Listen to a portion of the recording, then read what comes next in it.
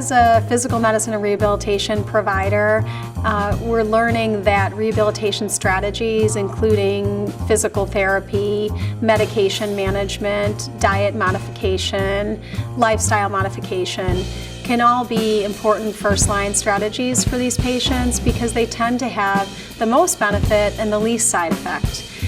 We focus the discussion today on specific physical therapy for pelvic pain, namely pelvic floor physical therapy. And we also discussed the variety of different types of musculoskeletal problems that rehabilitation providers would diagnose in this population. What we're seeing is if a patient has, for example, a chronic bladder issue, they almost always have an additional musculoskeletal issue.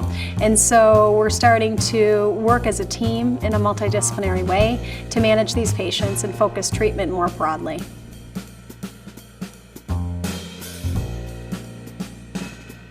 You know, in the pregnant period and postpartum period, we're often limited in terms of our treatment options.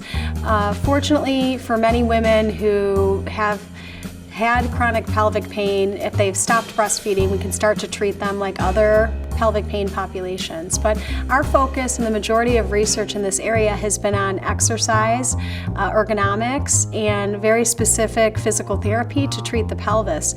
And the research has shown that 80 to 90% of these patients do very well with that very simple treatment that poses no risk and virtually no side effect to the patient. We know we're limited in this population with medications, sometimes injections, and surgical approaches aren't necessary.